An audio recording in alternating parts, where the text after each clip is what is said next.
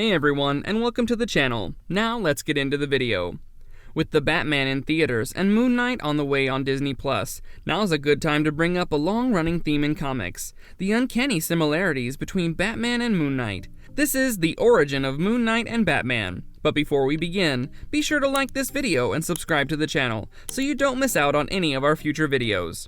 Origins and early appearances of Moon Knight in Marvel Comics. Moon Knight originally debuted in Marvel Comics' Werewolf by Night in 1975, when he featured in 2 issues.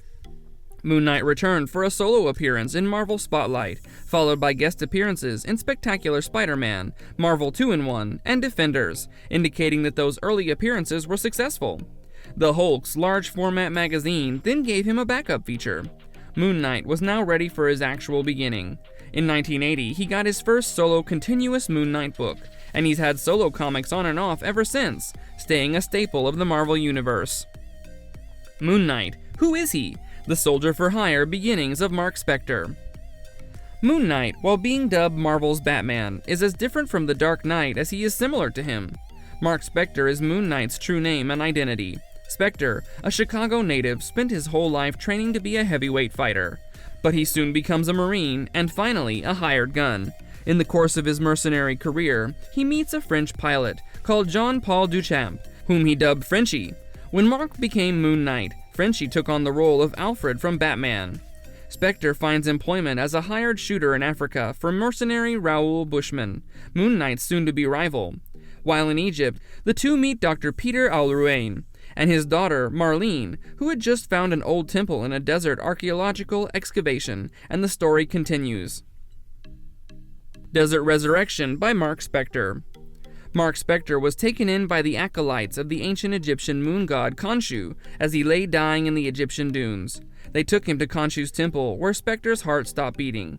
While dead, he encounters the spirit of Khonshu, who offers him rebirth in exchange for Spector becoming his Earth's champion.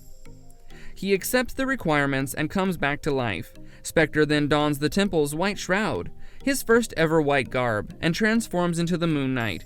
He eventually exacts revenge on Bushman and goes on to have a spectacular career. Spector sets up business in New York City with the meager cash he had accumulated as a mercenary. As the Moon Knight, this becomes his home base. Moon Knight now develops 2 new personalities to enter the many worlds that inhabit the metropolis, all in order to combat crime more effectively.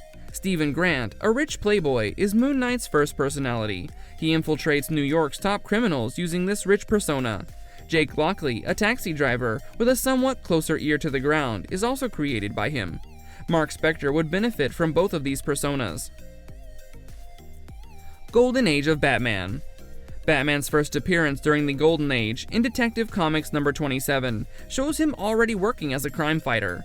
The origin of Batman is initially revealed in Detective Comics number 33, November 1939, and is expanded upon in Batman number 47. Bruce Wayne is born in 1915 to Dr. Thomas Wayne and his wife Martha, 2 highly rich and compassionate Gotham City socialites, according to these comics. Bruce is raised in the rich magnificence of Wayne Manor, and has a happy and privileged life until the age of 8, when his parents are murdered by a small-time crook called Joe Chill on their way home from the movies. Bruce Wayne pledges a promise to cleanse the city of the evil that killed his parents. He puts in a lot of mental and physical effort, yet he recognizes that his abilities alone aren't enough. Criminals are a superstitious and fearful bunch, Wayne observes, so my disguise must be able to frighten them. I must be a night beast, dark and terrifying. A bat jumps through the window as if answering to Bruce's aspirations, motivating him to adopt the Batman character. In the early pages, Batman's vigilantism earned him the wrath of the cops. Wayne had a fiancée called Julie Madison at this time. Wayne adopts Dick Grayson, an orphan circus acrobat who becomes his sidekick Robin. Batman also joins the Justice Society of America as a founding member. However, he's merely an honorary member, like Superman, and so only participates on occasion. Batman's relationship with the law swiftly improves, and he is designated an honorary member of the Gotham City Police Force.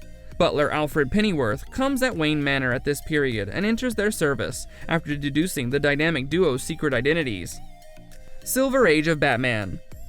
During the Silver Age, the tale was entirely altered, with some claiming that it began in 1956, when the publisher debuted Barry Allen as a new, updated version of The Flash. By the late 1950s, Batman had not undergone substantial changes for the continuity known as Earth 1. The lighter tone Batman, adopted between the Golden and Silver Ages, resulted in stories from the late 1950s and early 1960s that frequently include a large number of science fiction elements, and Batman is not significantly updated in the manner of other characters until Detective Comics number 327, May 1964, in which he returns to his detective roots, with most science fiction elements removed from the series. Post-Crisis Batman. The multiverse was destroyed with the Crisis on Infinite Earths, which condensed the DC Universe into a new continuity.